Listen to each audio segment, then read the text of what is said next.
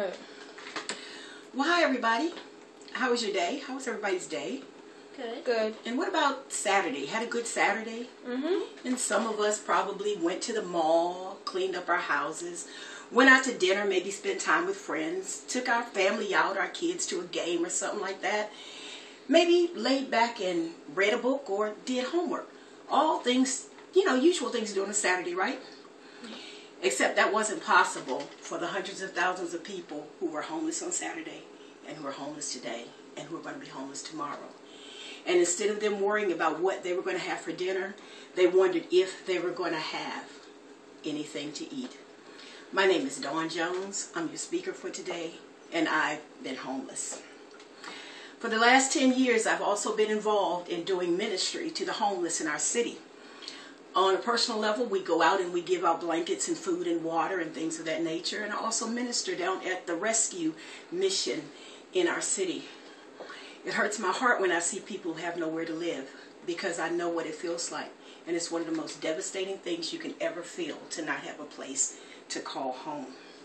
And there are agencies like the National Coalition for the Homeless and the National Alliance to End Homelessness in HUD and others who are doing all that they can to help with this issue of homelessness. Homelessness is a national issue, and it needs to be addressed more than just by the people who are doing it.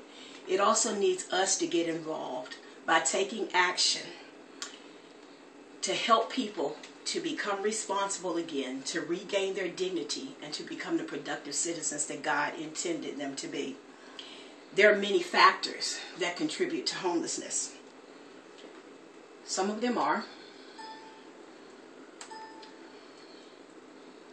poverty, lack of affordable housing, declining wages, layoffs, housing shortages, various housing options that are not available to poor families. Domestic violence even plays a factor. And believe it or not, discrimination and racism also play a part in homelessness. So who exactly are the homeless? And when I use that word, what picture comes to your mind? Because the true facts are probably very different. According to the National Alliance to End Homelessness, families make up 40% of the homeless population, 41%. 1 in 50 children in the United States are homeless, and that's from the National Center on Family Homelessness. And 23% of veterans, people who have put on a uniform and served our country, find themselves homeless. And that's by the National Coalition for the Homeless. Not only is homelessness devastating, there are also many consequences. It disrupts family life with those families and children we're talking about.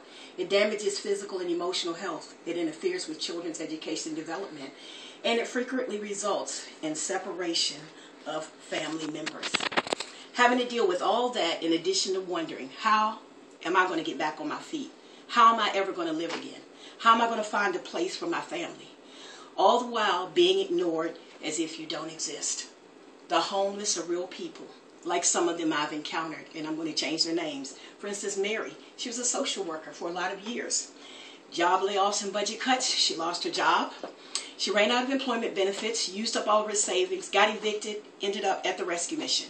And then there's a lady called Annie who has 4 kids, divorced. She works every single day, but she doesn't make enough money to afford a decent apartment for her and her children to live in. And then there's also John, who has also worked hard all of his life.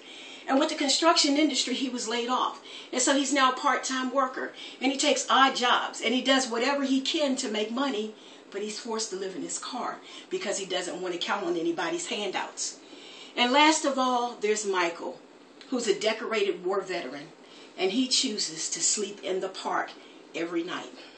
That just goes to show that anyone can become homeless because of the many factors, how devastating it is with consequences, and that they are real people just like you and like me.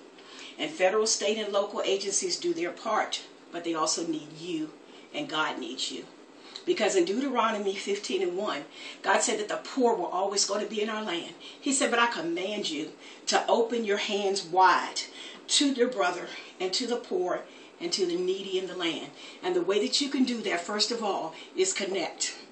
When you see a homeless person, on the street, don't turn away. Acknowledge them and smile. Recognize that they're human beings. The other thing you can do is you can join. You can join the National Alliance to End Homelessness or other organizations that are actively helping, even a rescue mission in your city. You can donate to the rescue mission. And if you are a group, you can actually adopt a family and get them off the streets. Homelessness is not someone's issue, it's our issue. It's in our city, it's in our town, and it's in our neighborhood. And many people are one illness, one accident, and one paycheck from living on the streets. And that could be you, or it could be someone you know. So get involved. Thank you.